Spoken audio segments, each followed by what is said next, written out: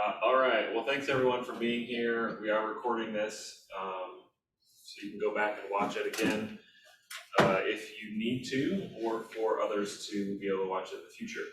I'm gonna do my best to turn and look at this camera as often as possible. I don't know that the follow feature is on right now. So my main goal for this class today is that you leave with a functional P&L set up and ready to use. If you are online, it's going to be a little bit more of how to do everything. A little bit less on the workshop side for those in person. I will sit down with them to set it up on their computer as much as they would find helpful. So if you're online and you would like that as well, you can reach out to me, Sam at HeltonRealEstateGroup.com, and we can schedule time, or you can come to one of our finance committee meetings, and I'll be happy to do a basic setup of your P&L there as well. By way of introduction, my name is Sam Dahl. I am Director of Operations for Helton Real Estate Group here. Done, I think our numbers last year were about 88 million in volume, about 200 transactions. So just a brief snippet about us. We use a P&L based on what's in the back of MREA. If you haven't read it, for those of you new agents that maybe haven't read it yet, or if you're a support staff, high priority to read this book. Page 349. Give you guys you can see how it's kind of set up in the back of MREA. And our P&L is essentially inspired by that. So that's what we're going to set up today. Other people do their P&Ls in different ways. There's not necessarily a wrong way to do it. It's sort of like a CRM. What's the best CRM? The one that you're going to use. What's the best P&L system? The one you're going to use, as long as it has accurate reporting. I know some people just sort of send all their receipts to their accountant and they compile everything and do it that way. Some people use QuickBooks. I've tried QuickBooks, and personally, this is easier for me. It's a little bit simpler, a little bit clearer. There's not a lot of setup on the front end. I feel like QuickBooks, you gotta manipulate a lot of different coding and stuff to get that where it needs to be. So this is still what we use, even though we've grown our business quite a bit. So that's what we're going to set up today. If you would rather just email stuff to an accountant, that's totally fine. I know other teams that do that, but I don't have a whole lot of information for you about that sort of a thing. So we're going to go through a P&L setup, and then the way that I do my P&L every month for our team. Before we go any further, is there anything that you all would like to learn or accomplish or walk away with today that I can make a note of, touch on, or maybe schedule another class for? Anybody here in person or on Zoom? Sam, can we get a copy of your, if this is like an Excel spreadsheet or something that you have that can be manipulated, can we get a copy of that? Yes, if you look in the chat, it should be the very first chat is a link to the Google Sheet. No, there's nothing in the chat. It just says we'll get started at. Yeah, they join after you link it. Gotcha. Guess if you join after I sent, let me send it again here. All right, there's the link again for those who joined after I originally sent it. That is a link to Google Drive. That's where I use Google Sheets for this. If you are a hardcore Excel user, you probably don't like Google Sheets. If you're a casual Excel user, Google Sheets I find to be a little bit more user friendly and lower barrier. So I do mine in Google Sheets. You can download that as an Excel form to use in Excel if you prefer that. But yes, the sample P&L template is there. Do you want me to email it to you? I have one. You have one? Okay, awesome. All right, any other things you guys want to go over or accomplish that I should make a note of to make sure this class is useful and beneficial? Sam, so I signed on with RE Profit, Matt Erdman's system. And I'm just wondering whether that's all covers what you're doing, or you do something different from what he has. Honestly, I've not heard of him. I don't know that system. So like I said at the start, the best P&L system is the one that you're going to use. And if that means a coach or farming it out entirely, that's totally fine as long as it works and it's giving you clear numbers. To kind of sneak preview the way we do our system, it's probably going to feel a little bit rudimentary on first glance, but I literally download a spreadsheet of the bank transactions and credit card transactions and copy and paste those numbers into the spreadsheet. And so it does take some time, not a ton of time, and obviously it depends on how many transactions you have and how many closings. But it's very simple, but it's very easy to understand and execute. So I'm not familiar with the RE Profit system, but if that's working for you, I would encourage you to use it. And you may grab some nuggets from the class today that would either can supplement, be helpful, or potentially be instructive in other ways. So, other questions before we jump in?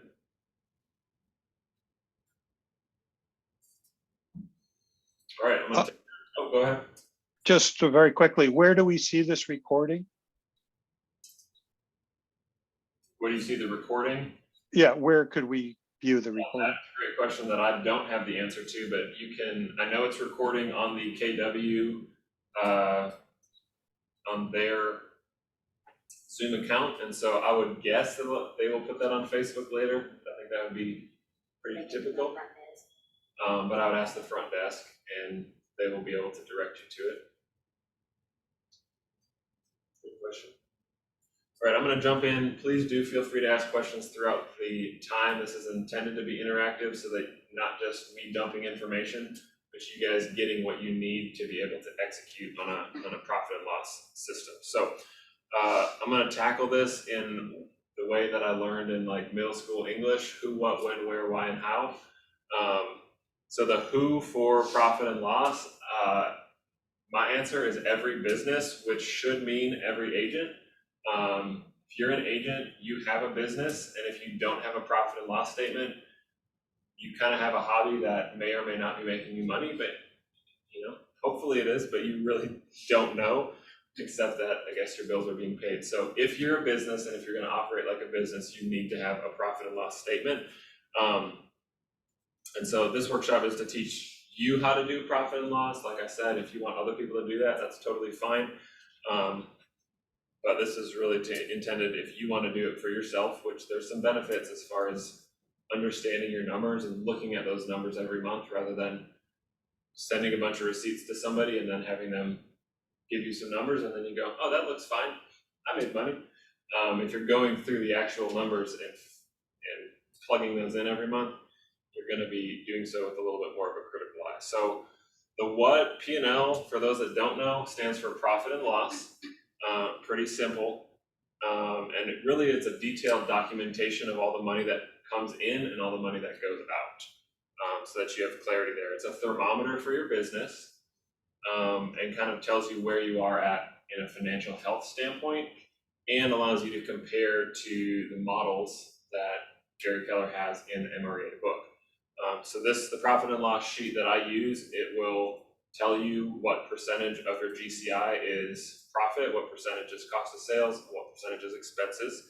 And those are the categories that Gary uses in his models. So it also provides your income documentation for taxes. And so we do send this P&L sheet to our accountant at the end of the year for him to use to file our taxes for us.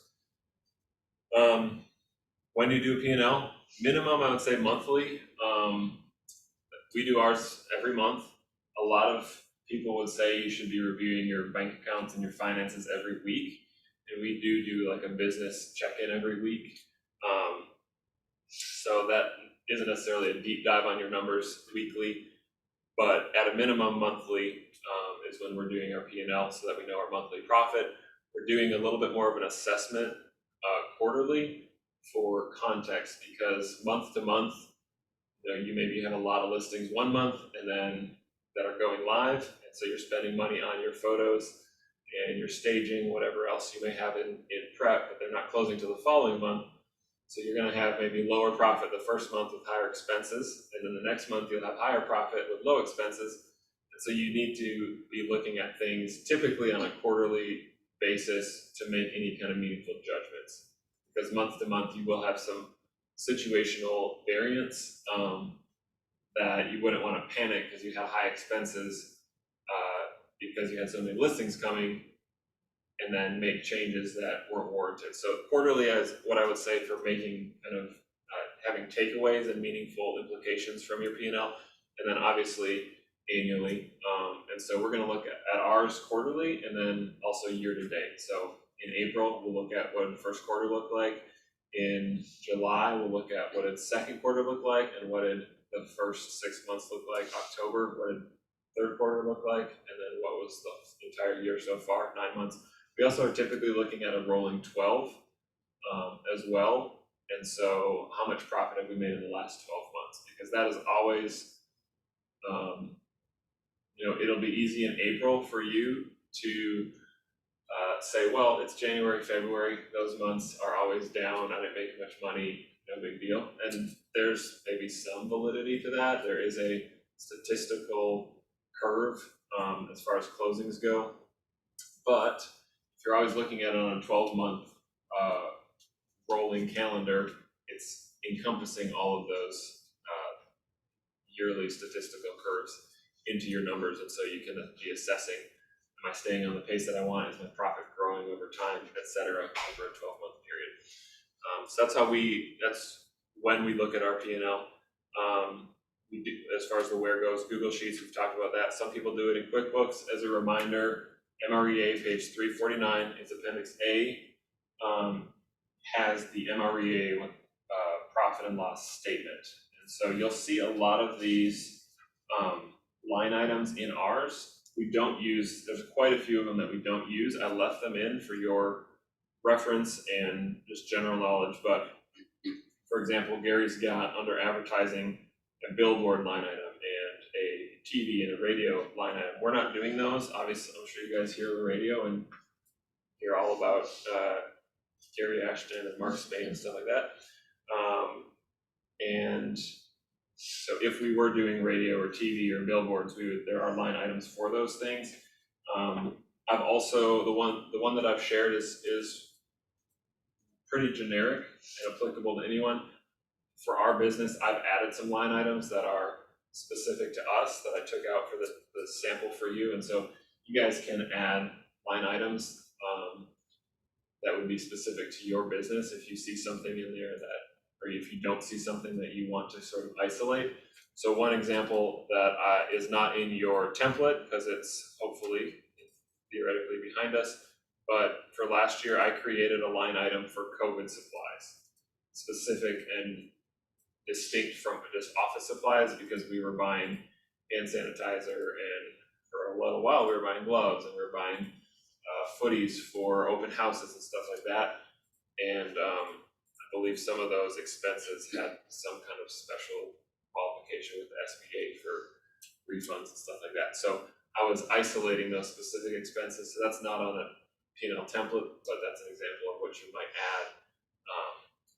Or if you have a specific lead source. But see, in MREA, they just have their categories for income, for example, are resale, new home, relocation, and then other. The template I've sent you guys, it's got like sphere listings and sphere buyers. And then the way we work it on our team, that's Alex's sphere and the deals that he's generating. And then you'll see one that's for like agent team buyers and agent team listings. So we're separating out what our agent team generates versus what Alex is generating. And so you could separate out your income. You could say, open house listings, open house buyers, sphere of influence listings, sphere of influence buyers, cold call listings, cold call buyers. You could separate your income out based on source if you want to track those things and how they vary from one another, et cetera. So those are a couple modifications that you can make to customize it to yourself. Just make sure when you're adding rows that you confirm your calculations are still correct, because you could add a row and add a bunch of numbers there. And I've done this and I have to go back and correct numbers. That row doesn't make it into the calculations, and whoops, now we have inaccurate numbers. Our expenses look way lower than they should, or whatever it may be. So just whenever you're making adjustments, always be checking on your calculations. If you don't know how to check on your calculations, you can ask me how to do that later. So far, we're about to get into just the execution of how I do the P&L month to month. So that will be the basic system that you can use if you don't have another system. Any questions so far, or things that you'd like me to touch on any further?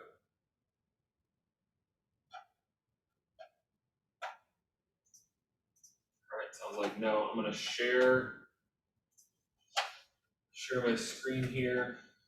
All right, there's a couple elements to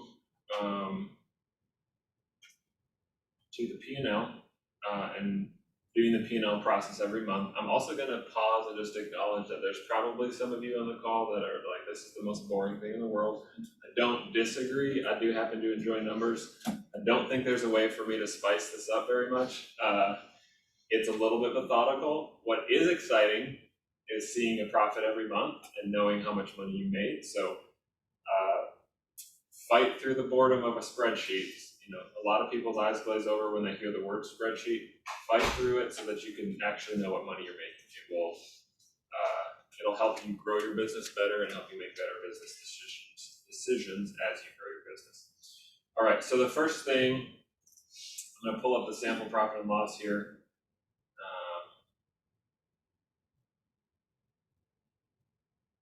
All right, so you can, and I'm just going to give you a quick tour. I think I see some of you have it pulled up as well.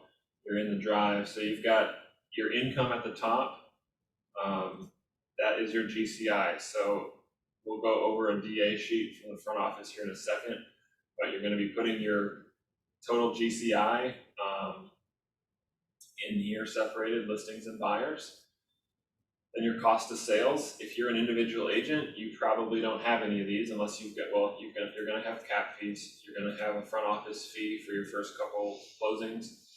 Maybe you pay a showing specialist, either a commission percentage or you're paying them on a per closing. I personally put that in the cost of sales rather than like a salary type expense. If you have a buyer's or a listing agent on your team, or supporting you in some way, that is going to go down here. Again, you can see that I've got these separated out: sphere buyer specialist, team buyer specialist, team listing, sphere listing, etc. And then referral fees for maybe it's an agent, relocation company, etc. Those are going to go in cost of sales. Concessions, what I would typically put here is, let's just pretend, because I know this would never happen, that you somehow you miss something in the contract and your clients need a fridge. At the end of the day, they don't have a fridge, they need a fridge, and you're going to own that mistake, or you're going to save the day in that regard. And I spent $2,500 on a fridge, whatever it is, whatever makes sense in the situation. Those sorts of concessions, expenses that I have in order to get the deal closed and wrap everything up, that's going to go. It's not really a commission you're paying out in a cost of sales sense, obviously, but it's not the same kind of expense that you just have as far as an operating business expense. So I'm going to put those kind of things in the concessions line item here on line 41. And then we've got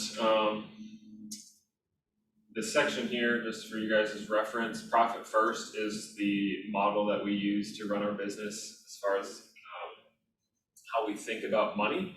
And I'll go over that at the end a little bit, but this section calculates how the profit first divides out money. So if you're using profit first, that'll do that for you. And then we've got our different expense categories. So the first one here is salary and benefits.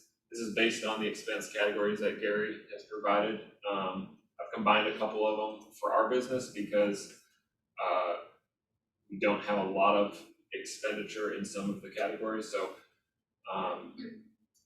salaries and benefits is the first one. Lead generation, and Gary says that these two are typically going to be about 70% of your total expenses. So those are a big chunk. What you got? Education, insurance, occupancy, technology and phone, and then supplies and equipment.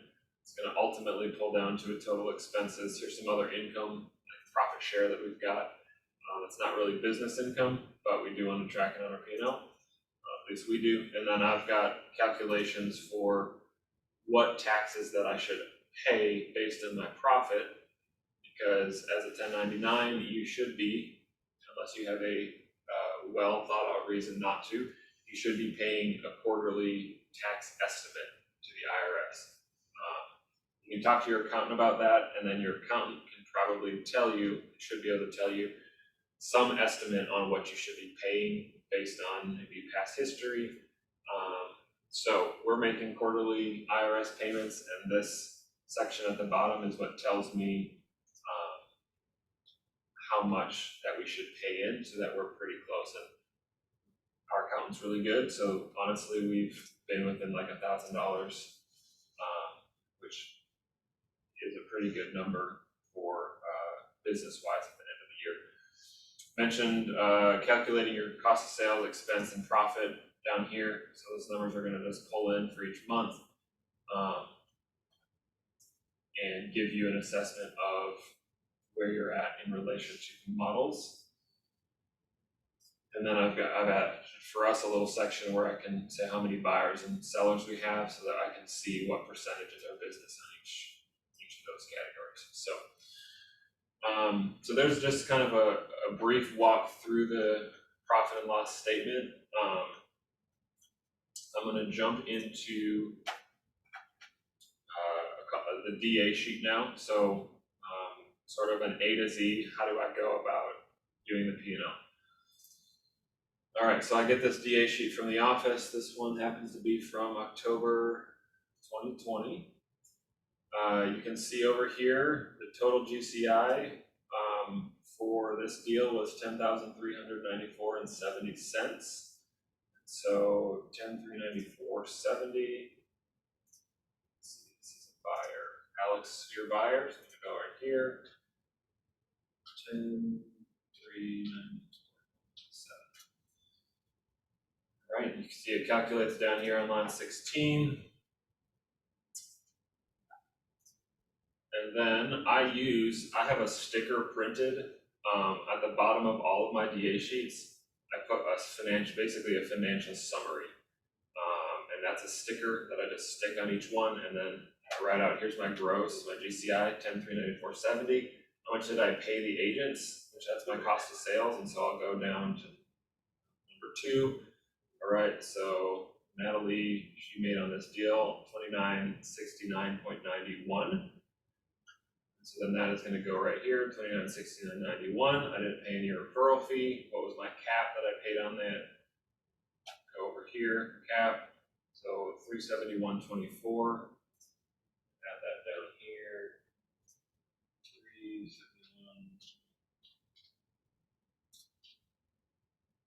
$371.24. And then my $229.69.91 is my cost of sales. So Sphere Buyer Specialist $29.60.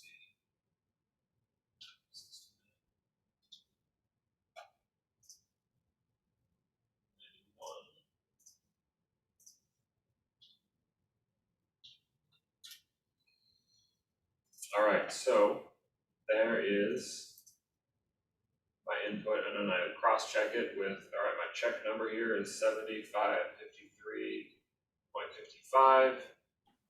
So then I should be able to go down here, and my real revenue is how we refer to our GCI, our gross revenue, minus our cost of sales, gives us our real revenue. It's our revenue after we've paid out commissions. That's the real revenue. 70, 53, 55. Sam, does that cost cap line include the royalty as well?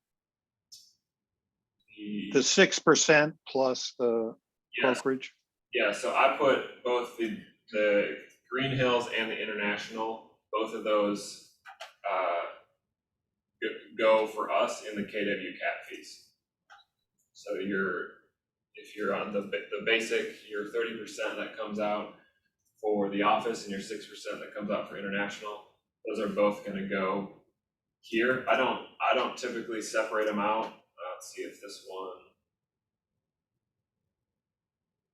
So I'll just look down here and see what the total that I'm paid in on royalty and cap, and I'll add that in to that cap fee line. Good question. Other questions so far about adding income? All right, I'm gonna go through, speak up if there are. I'm gonna do a team listing example as well. So it's a little bit, and if you're an individual agent, you're not gonna have Brian Bandis and Josh Wright, you're just gonna have your check number. And I've got one of those that we'll go over here in a second. Actually, let's do that one first. It's applicable to more people. So this is a listing from September 2020. So our total commission on this listing was $10,575. Sphere listing. So I'm going to go up to sphere listings.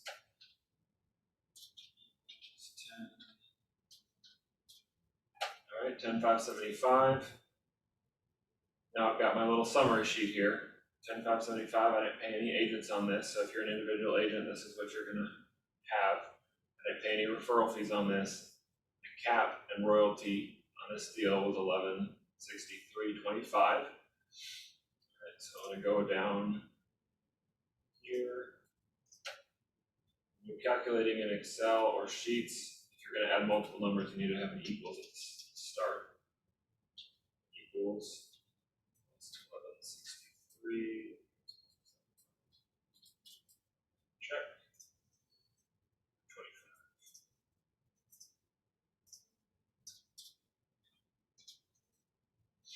25. Right, so then I've got cap. I'm not, just as a note, we don't separate out like the cap paid on listings and the cap paid on buyers. So the only thing we're separating is our GCI buyers and sellers, and then our agents paid buyers and sellers if we're paying an agent on the deal. But once it comes to like agent referrals, I'm gonna put in all my agent referrals into one line item. Same with cap fees. If you have the front office fees, I think it's the first 5 deals, that's gonna all go on line 32 there. So, all right, so then now if I'm doing this month to month, I'm gonna go 941175, and then I'm gonna add to it 705355. I'm gonna manually put that into a calculator, and I'm gonna cross check it and make sure that the number is the same there as it is here, 16465.3. I won't do that for the purposes of our time together, but the part that usually trips me up the most is when I have cents to add to my calculations, and so it's really easy to sometimes go 10,394 and forget about the 70 cents on there. Or in this one, buyer specialist paid 91 cents. It's easy. That's usually where I make my mistakes, is forgetting to put the cents after. So I'll always just manually put in a calculator, the numbers from the DA as far as what my check was, my final check, and then cross-check it and make sure that I haven't made a mistake there. I will also, if you're doing multiple, let's say you had 10 closings in a month, that'd be amazing. I would probably do 2 at a time, because I'll put 2 in, and then I'll cross-check the numbers. I'll put 2 in, cross-check the numbers, because if I put in 10 incomes at the top, and then I put in 10 expenses for agents, and then I put in 10, 3 referral fees, and then the numbers are like 37 cents off, I've got to literally start over. If I go 2 at a time, I know all I have to do is troubleshoot the last 2 that I did. So that has saved me time in correcting my mistakes. You could be out there going, well, what does 37 cents matter in the grand scheme of things? There's probably some validity to that. I would just ask your accountant about that more than me. And I would also say, if you don't care about your numbers being accurate, then maybe you don't care about a P&L at all. So for me, the accuracy is what matters. That's why I'm in my job and not in an agent role, maybe. But I would be cross-checking these to make sure that you've got your numbers in correctly. Sam, so I'm not really that familiar with spreadsheets. So when you're adding up, let's say 2 of these, you put an equal sign first and then add them?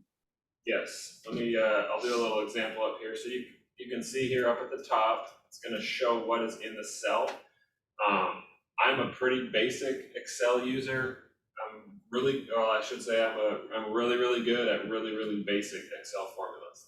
There's a lot of dizzying things you can do with Excel. There's nothing complicated on my spreadsheets because they're, I don't know that much about Excel to get that level. So anything that's on here, I have confidence that everybody on this call or in this room can execute. So you can see up at the top, it just says equals the number plus another number. If we were to do,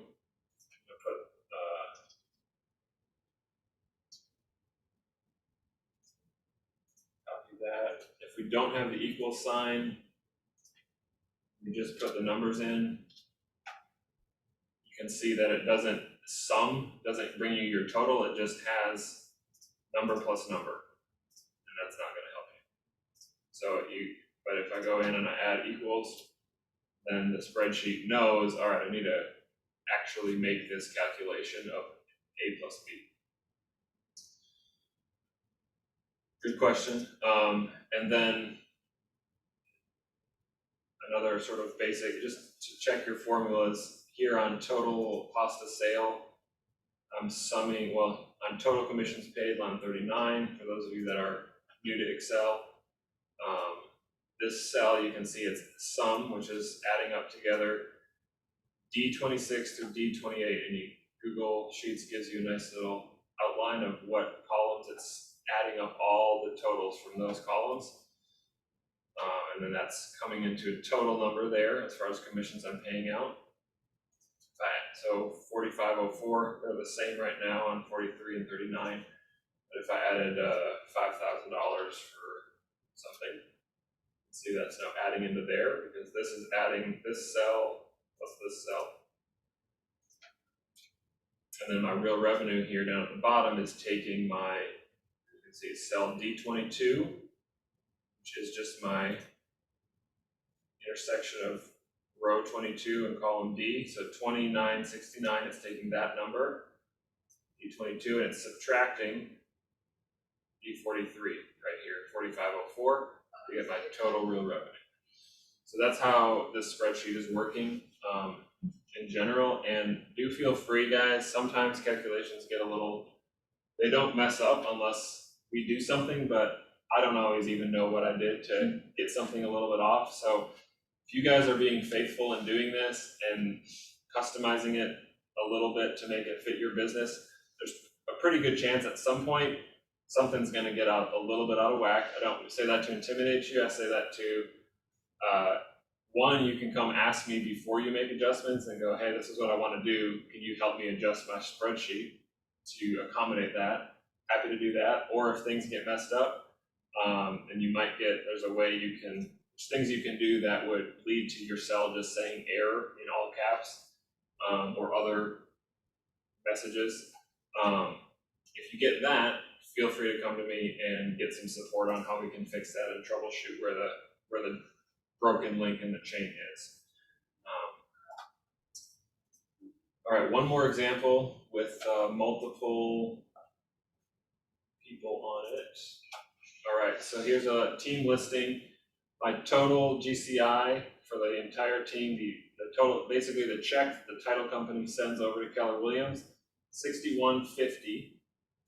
So team listing, go equals 6150. All right.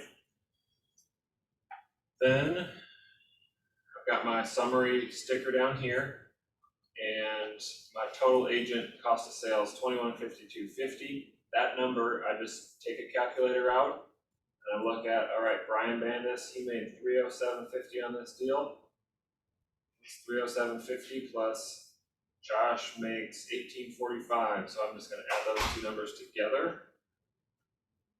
I'm going to put them in this line, agent line here. And then my net is going to be whatever my check was. The other cross check you can do is you can take 3997.5 plus 2152.50, and that should be 6150. I don't think I have, in my 5 years of doing this, I don't think the front office has ever made a mistake on here. So typically it's going to be a mistake with your numbers and maybe adding together your agents if you've got multiple agents on a deal. But that's another cross check that you can do. All right, so I'm going to take 6150. 2152.50 is going in my agent team listings. Equals 2152.50. All right, on this one I was already capped, so no referral fee, no cap to pay. And then again, I'm going to go down. I'm going to take those 3 DAs. What was the check that I actually received on those? Add those 3 together, and then cross check it against my real revenue in line 45 and make sure that those are still the same. I'm also on a just a regular lined piece of paper, or whatever you have notebook wise. I'm also writing down, like, I've done these 2, all right, and I've checked my real revenue. Real revenue number is X, because I want to know where I left off with things being good to go. So I know that at 2462.80, everything's clear, good to go, numbers work. I'm going to go put 2 more in, do my calculations. Oops, those are wrong. I'm going to take those 2 out and then restart at 2462.80. So I'm just writing things down to make sure that my numbers are staying accurate, and I don't have to like go back even further to start over. Hey, Sam. Yeah.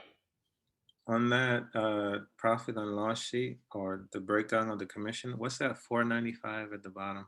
Great question. Come over here,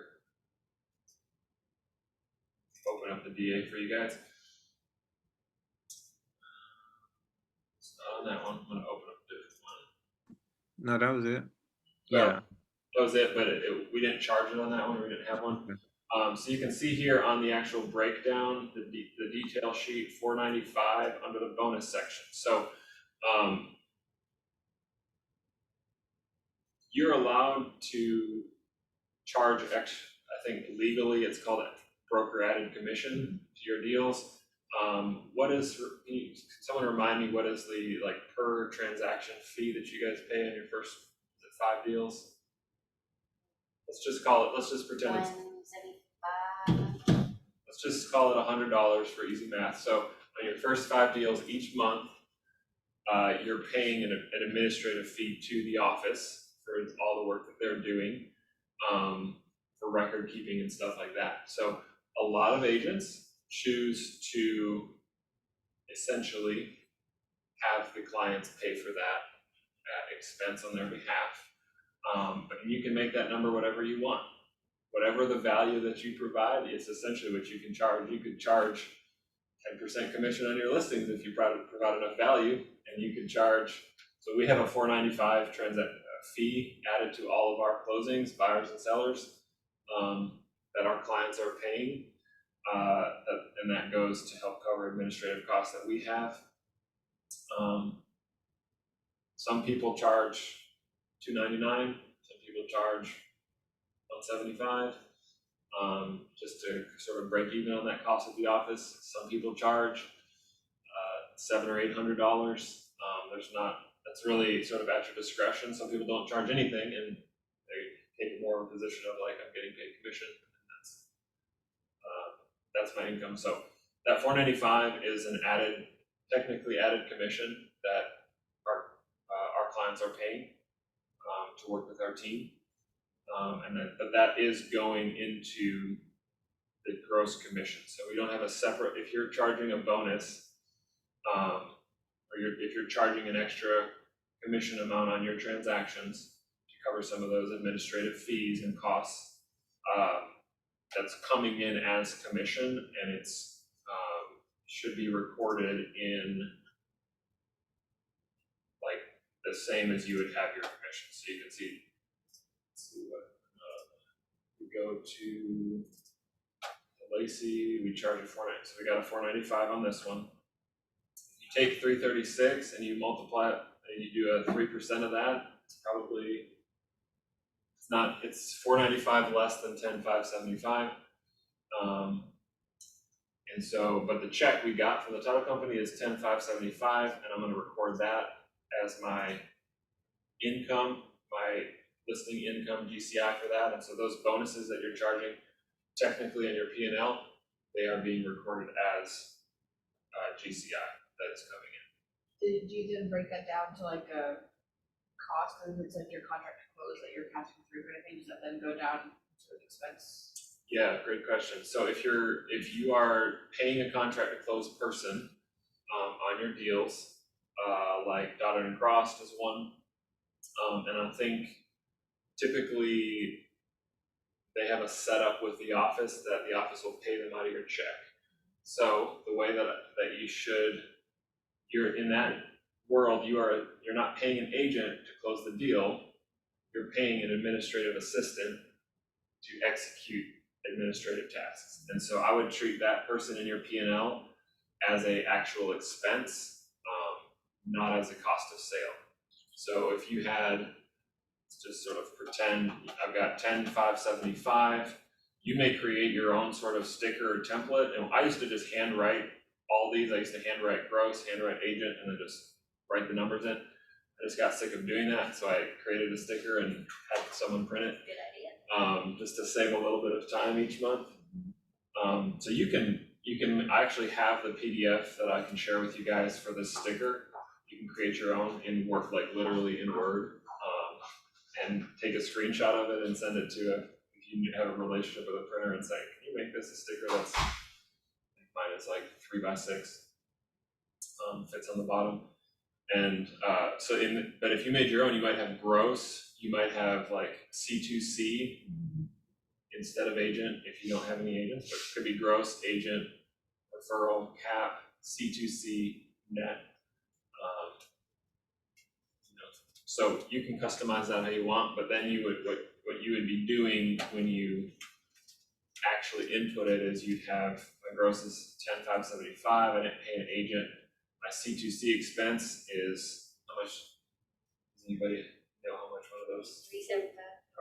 375. When I input that into my P&L, I'm going to go, 10,575. I did not pay any cost of sales.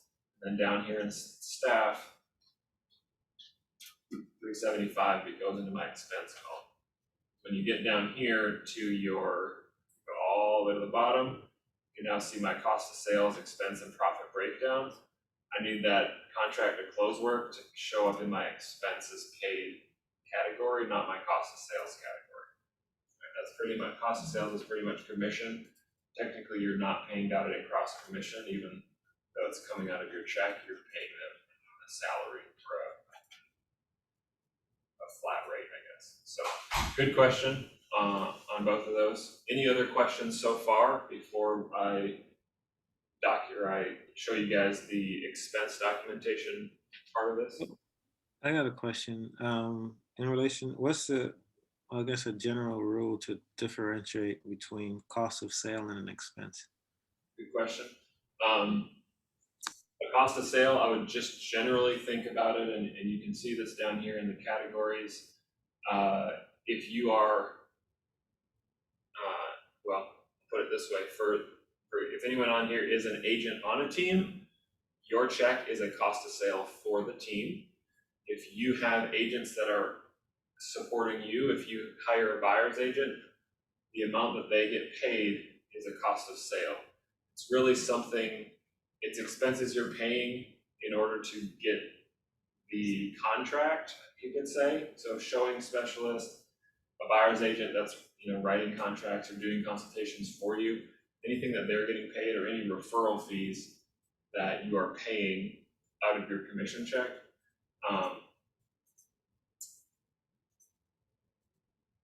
The other, to sort of rework the word cost of sale, it's costs that you have associated with making the sale.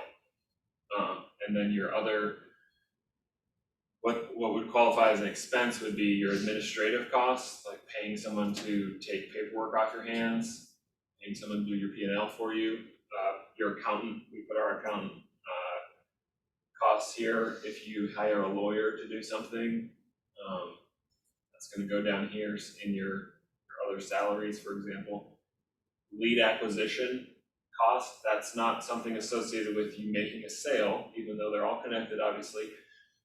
But you can pay for leads and have no sales, theoretically, if you're not doing your job. Or you can have sales without paying for leads. You could have sales without paying for leads. So your leads, they're not associated with an actual transaction, so to speak. And so those acquisition costs are gonna be down here as an expense, same with education, etc. So does that give a little bit of clarity? The most basic cost of sale is I have someone showing a home for me, or I'm an agent. I've got a lot of buyers to use the organizational model. I've built my business up. I've hired my first assistant. They're going in my expense. Now I've continued to work. I want to hire a showing specialist to take that piece off my hands. They're going in cost of sales. I've continued to grow my business. Now I'm going to hire a full-time buyer's agent. Their income is going in cost of sales. And I'm just working listings. So that's sort of the path of the levels of MREA. So in theory, as like a new solo agent, your cost of sales should be very low. Very low. Pretty Very much low. zero, unless And you're everything else doing, is, yeah, like a contract to close maybe. so contract But to that's close, expenses. it's Yeah. expense. Big If you're an individual agent, It's just even if cap, you're a essentially. veteran individual agent, most likely your only expenses or your only cost of sale is gonna be your cap and your office fees. Like I said, you can pass those expenses down. It's all about value. If you pass expenses down and they're like, well, why am I paying this? And you're like, I don't know, it's because I have to pay it. Like, it's probably not gonna be great. But if you demonstrate value and how great it is, not like great, like you're awesome, but how working with you helps them get what they want, and you're the solution to their problems essentially, then people will pay a lot of money to solve problems. So if they have a problem and you have the solution, you get to decide what the number is to some degree. So as an individual agent, your expenses are primarily going to be your front office and cap fees, royalty and cap. And then if you're doing like OpCity, or getting agent referrals, the amount, those referral fees that you're paying, those are gonna be also cost of sale. Ideally, you got a great sphere, or you're getting open house or cold call clients, and you're not paying referral fees either, in which case you're pretty much, your cap is pretty much gonna be your cost of sales as an individual. So. Any other questions before we touch on the expenses and? So suppose you have a partner on a deal. So it's not really a referral fee, but you're, paying them a portion of the commission. How do you put that in? Yeah. If I had a partner like on a resale side, if we were co-listing with somebody, and it wasn't like they're on my team, but we're partnering, I would put that in the listing specialist cost of sale. It's money coming out that's not going into my bank account. It's coming out of my check, not going into the bank account. So I would do that. I would categorize that as the agent cost of sale. Now, if that's a common, I don't know a ton about how like the commercial world works, but let's just say a commercial agent, they've got partnership as a common situation. I'd probably create a line item in here like the way I have it set up, it would be 2032 or something, or you could replace one of these that goes like partnership deals. And then the amount that your partner is getting is going in that partnership cost of sale line item. So you can rename some of these to give clarity to your business on how that money is being essentially spent or delegated. It would go in some form of agent cost of sale, but like I said, rename it if it's helpful for clarity. If the situation doesn't perfectly fit what's in here. Does that help? Yeah, that was great. Thank you. Other questions before we touch on the expense piece of this? So I'm just kind of curious in relation to, I guess, co-listing. What would that?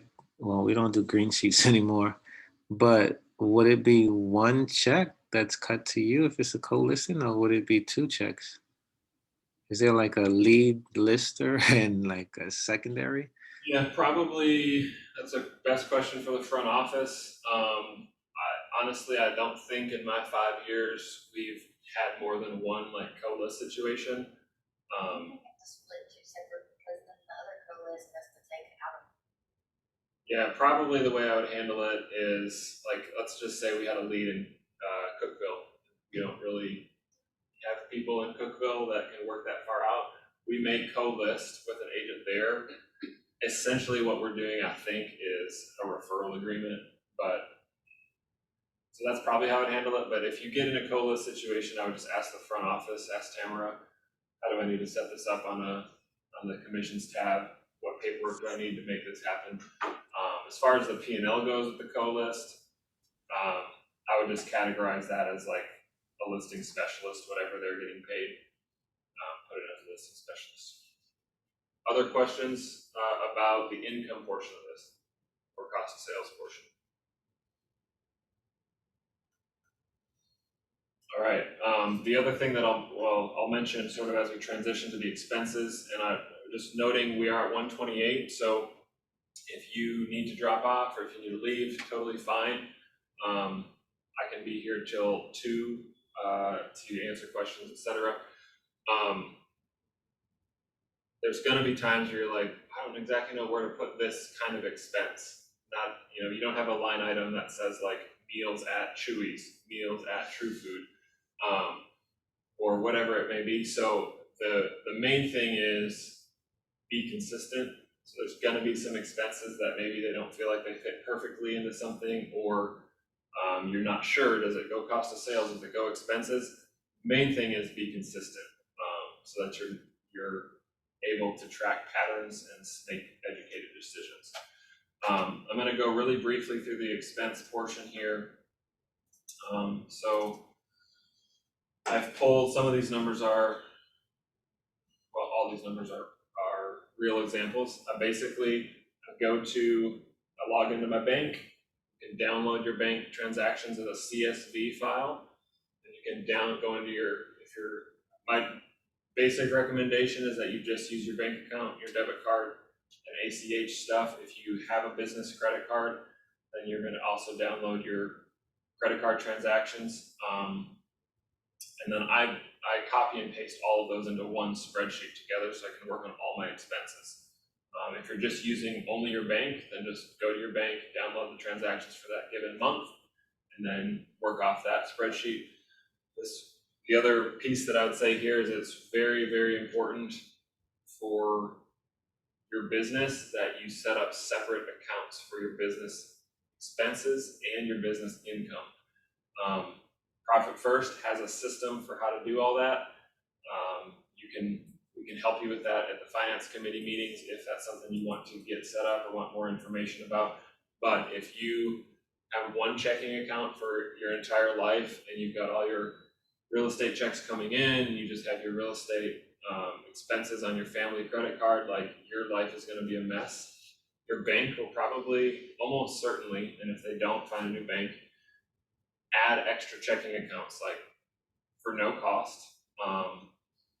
And so we have probably 10 or 15 different checking accounts set up for, we put all of our revenue in one bank account and then we transfer it into other bank accounts based on percentages that we've allocated, based on the profit first system. And so I would it can start off really basic as just like, I've got my personal checking account with First Horizon, and I'm just gonna have them add a second checking account to that. And in that case, they both happen to be personal accounts. The main thing is that you have a separation between the two. You can transfer money if you need to for whatever reason.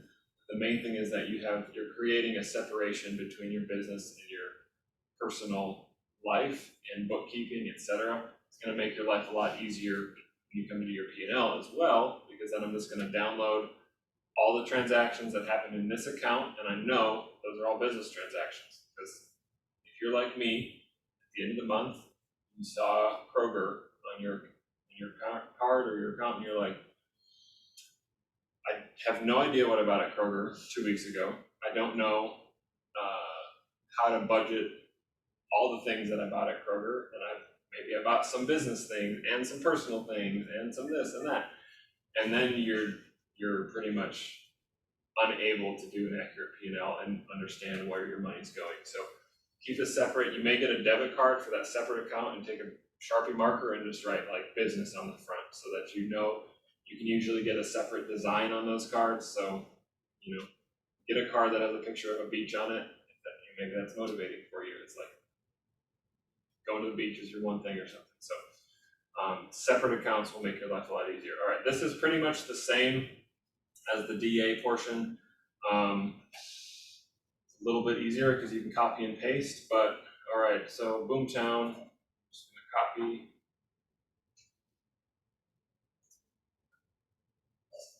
Go over here, find my Boomtown line item. Where's it? Boomtown buyers. Paste.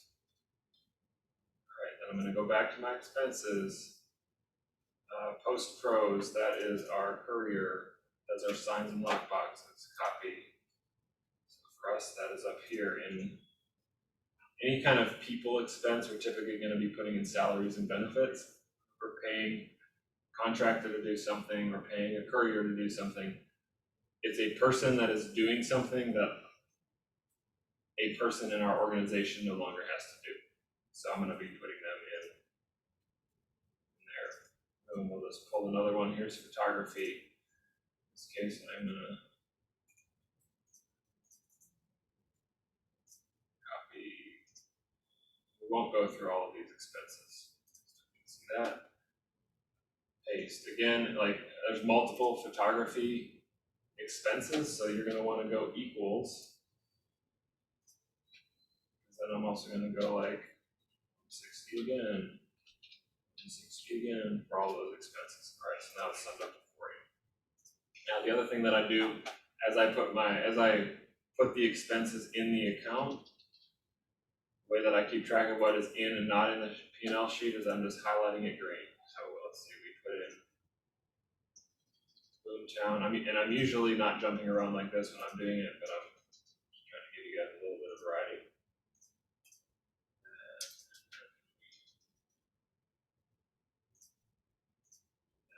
Modify this to 160. You guys, all right. So that's what I'm doing. I'm just highlighting it green. If I have a question about one that I want to save for later, I might go like, all right, Mojo, I need to think about that later. Make it red, come back to it later. It's fine. Not later, like I'll get to it next month, but finish inputting the easy ones and then figure out other things later if you need to. Let's see if there's any other expenses that are worth going over here. One thing that's helpful for me is I'm typically going to sort. Okay, so you can see right now I've got it sorted in the credit card that we use and the bank account, because that's how if I copied and pasted in, they would just be blocks for the separate accounts. So I'm going to go up here actually, highlight this entire column, click on E here. It's going to highlight the entire column. I'm going to go to data, and sort my sheet.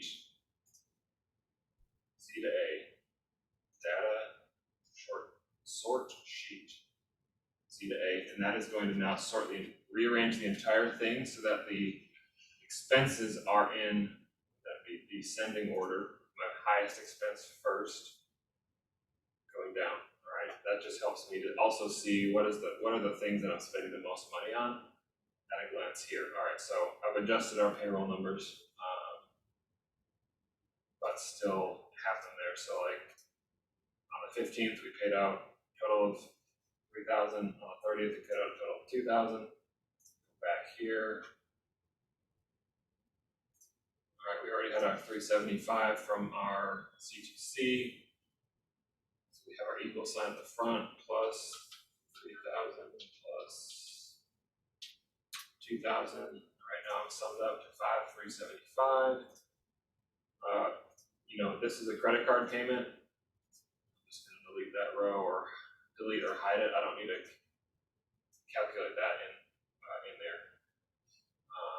See if there's any others that are worth mentioning. Jocelyn Harms is a contractor that we have. So for us, she did some marketing contracting work. Put her in here.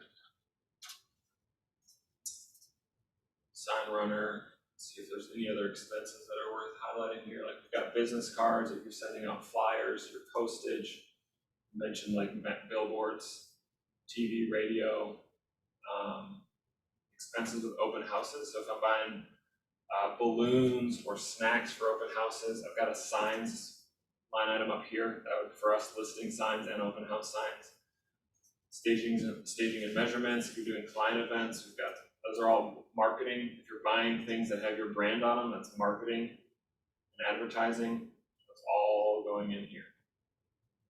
Education. If I'm buying books for educational purposes, those are going there. If I'm subscribed to Inman, for example, I'm going to put that in magazine subscriptions. I'm going to have maps coaching that's going there. I'm going to Mega Camp and Family Reunion that's going in here. I separate out travel for education just so I can see what are my flight. I want to know how much do I spend on flight and hotels distinct from registrations. Do you have a blanket area like under marketing for like client meals, like if you're buying them coffees and things like that or whatever, like that you can just bulk all that stuff into? Yep, so I wouldn't consider that advertising. We have that, I'll keep rolling down here quick. So insurance, I'll have E&O insurance. Ask your accountant about stuff like car insurance and property insurance. We do not put car and property insurance on our P&L, but our accountant calculates those in for the year after the fact. But so do be asking about that and what kinds of things you can use. Your office rent, if you're buying furniture, technology, team tools. That's it's not good to have catch-all like miscellaneous on your profit and loss because that means literally nothing. It's miscellaneous. You don't have any idea what you spent money on. Team tools for us is like Mojo, Dialer. That's a tool that our team is using to be more efficient. Boomtown is our CRM. It's a tool we're using. Command is obviously cutting expenses in this team tool category for a lot of people. Let's see, what's another team tool? We pay for Google Workplace, which used to be G Suite, so that we've got like Sam at Health Real Estate Group. It's a lot bit safer and secure, and so that is a tool that the team is using to be more efficient, etc. That's all going into team tools.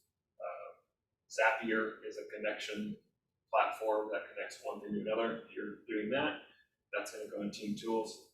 If you have a phone system like Grasshopper or I can't remember the name of the other one that's pretty popular, but that would go in phones. And then down here, here's office supplies, shipping expenses, I'm buying lock boxes, copies that I'm paying for, non-advertising printing. So if I was teaching a class and I printed off a booklet for everyone, and that would go there. If you have to buy checks or have other bank fees, typically a lot of banks will waive those expenses. You might have to call them and ask them to do that. But, so here's meals. This is for the way we think about it. Meals with clients, or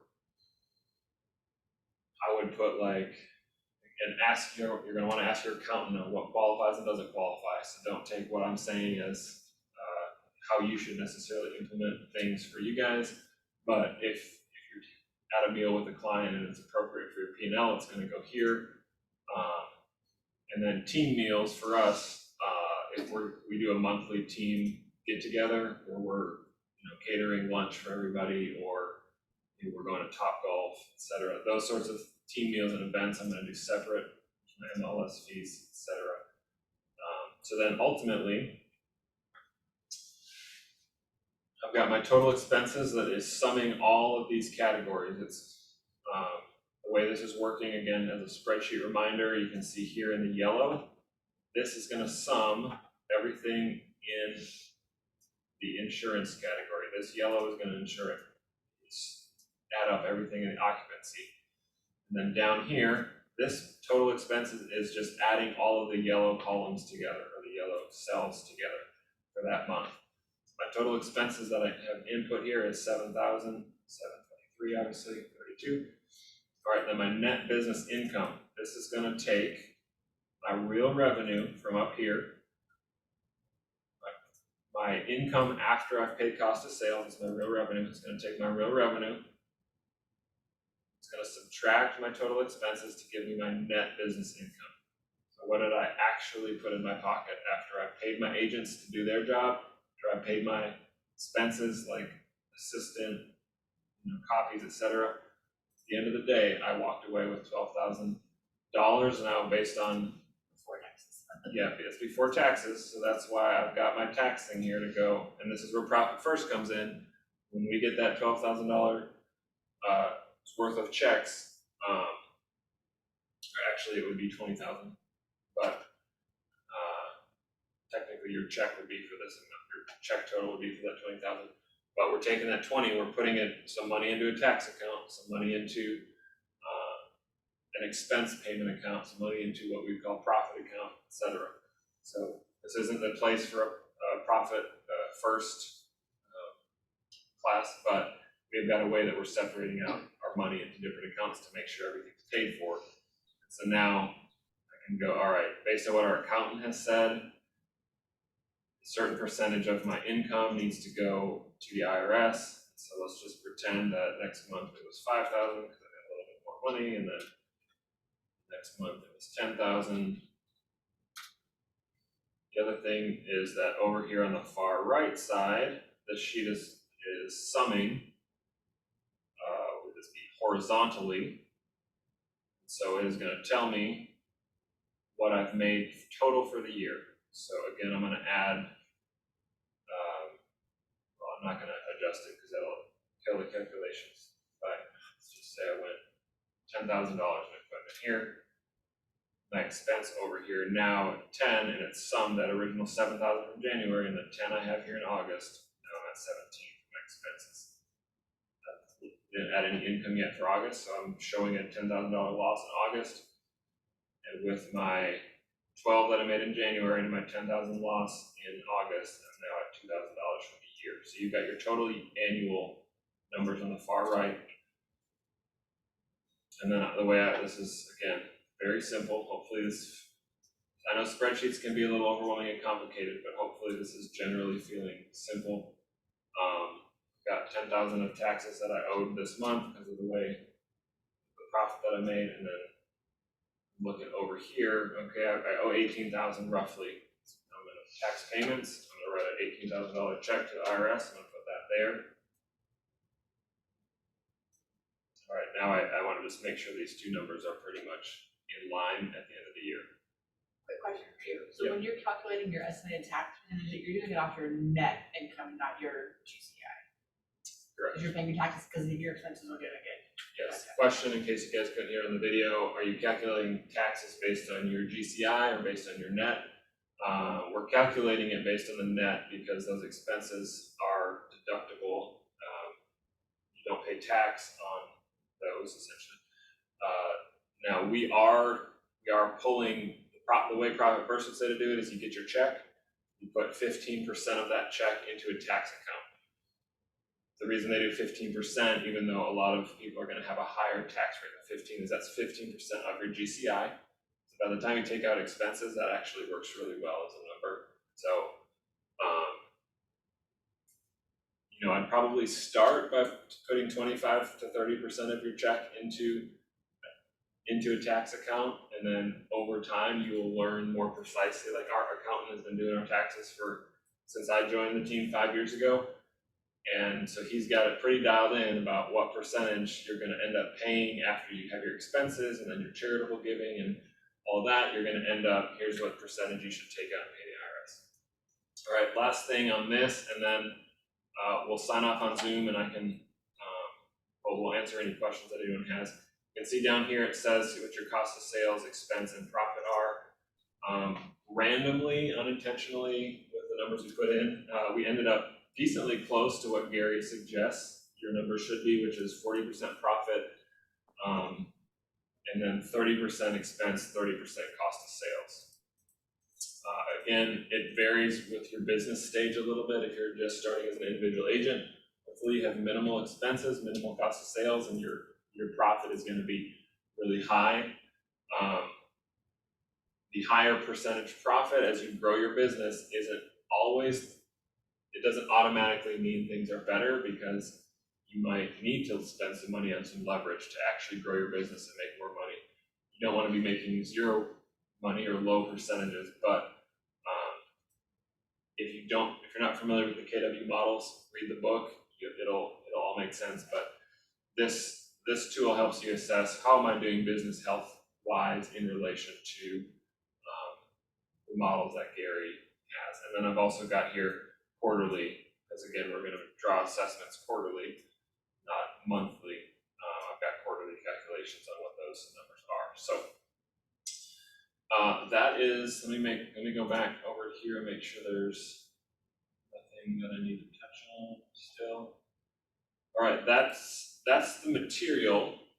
So I'm happy to answer any other questions, and then for those of you in the room, I'm happy to, if you'd like help until we've got about 10 more minutes, I can help get anything set up P&L wise. And then if you're on Zoom and you would like some of that same kind of workshop type help, we can do that at one of our finance committee meetings. But before we go there, last call for questions or anything else that you want to have me touch on for today.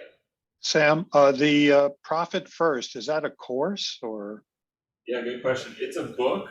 I don't think I have one with me. It's a book by a guy named Mike Michalowicz. I'm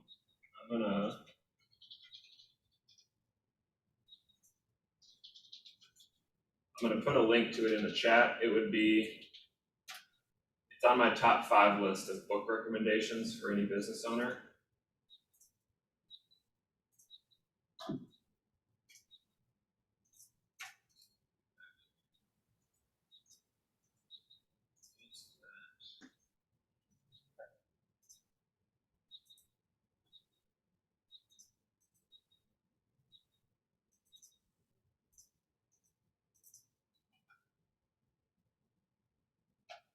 Trying to get back here to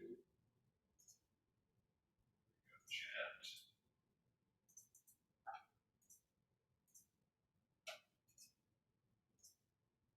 All right, I put the link to Profit First in the chat. It transformed the way our business looks at money. It also clarified for like Alex, our team leader, how we should organize our money. And I think if you guys, even if you're an individual, it can be a little bit hard to figure out like how much money should I actually take versus invest toward my business versus take as a bonus because I've worked really hard versus put toward taxes versus put toward expenses. How much should my expenses be taking up? So Profit First gave us clarity on all of that. So I would highly encourage the book. I really like the audiobook because Mike Michalowicz actually reads it, the author, and he's pretty witty. And so it's a really enjoyable read.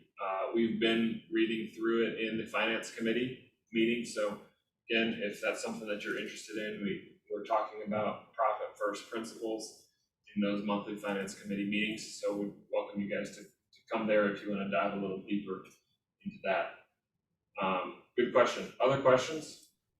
If we have issues or problems, can we email you, or do you only deal with your market center? You can email me. I'm gonna put my email in the chat here.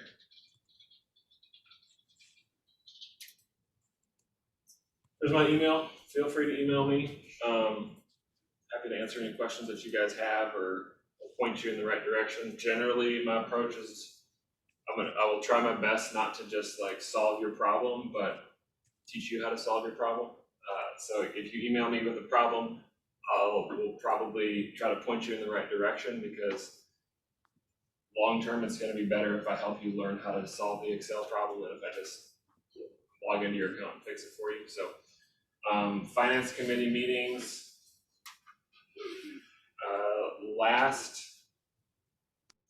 technically I think the fourth Wednesday of every month. Does that sound correct? Yes, Yep. let's look real quick. Fourth Wednesday of every month. So it's coming up. Pulling up my calendar here. Yes, monthly on the fourth Wednesday. So it is the next one is the 23rd. They're from 1:30 to 2:30. So that is our next scheduled finance committee meeting. Anyone is certainly welcome to join, and you can ask the What is the finance committee meeting? Yeah, finance committee meeting. It's one of the committees the office has, like luxury committee, culture committee, etc. One of them is profit and finance, and so that's the committee. I'm on the ALC. That's the committee that I lead, and we go through profit first, think through ideas and ways we can help the office become more proficient with understanding their profit, whether it's classes or materials, etc. So, copy of the spreadsheet template. Let me post that again. And if you're in Sheets, you can make a copy of this template to your drive, so you have your own. Yes, thank you for pointing that out. Do not, for the sake of everyone else and anyone that will in the future take this course, the sample profit and loss, you should either download that as an Excel file, or you can, if you like right click on it, you'll be able to make a copy down here at the bottom. Make a copy for yourself, rename it so that you know it's yours and not the generic one.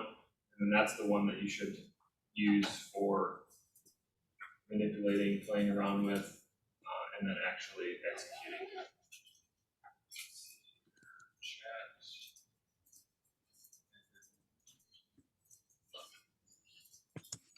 Paste. All right.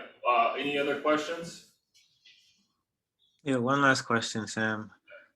You mentioned security as a, I guess, added bonus of working in G Suite or G Teams. I don't know what the new name is, as opposed to like OneDrive or something like that. What are there? Does OneDrive offer the same benefits? Do you know, or what's the difference? I'm assuming that is Microsoft. I'm not familiar with Microsoft. So what I have heard from the title company that we do the most business with is that most of their wire fraud issues are with agents that use realtorsamdahl@gmail.com. They just have a basic Gmail account, and that typically their wire fraud issues are with people that are using free Gmail accounts. So I don't know about the Microsoft stuff. I know that Microsoft has a lot of business functionality, and I'm sure they have a very secure email setup option. Your Keller emails, those are Gmail, but they're, I'm pretty sure, Google Workspace platform. So those are going to be a lot more secure than if you just create your own Gmail.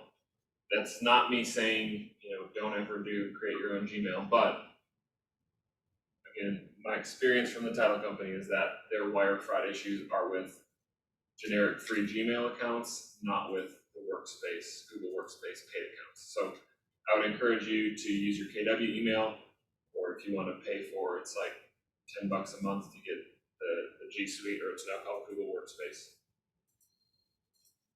Right. Thanks, man. It's been awesome.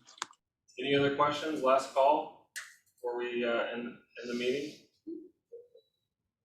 All right, well, you guys have my email. Sorry we went a little bit late. Thank you guys for sticking with us. Go get yourself some coffee or take a nap. For lunch. And I'm here to help you guys actually take action. It's easy to take this class and then be like, I'll start a P&L Sunday. And then next year you haven't started. It's better to start now. And if just start in July, start with June. You can catch back up on the other ones later. Don't bite off more than you can chew. But just start somewhere, and I'm here to help you guys however you need. Thanks, guys. Yeah, thank you so much. Thanks, Sam. Thank you. Figure out how to end this. End meeting.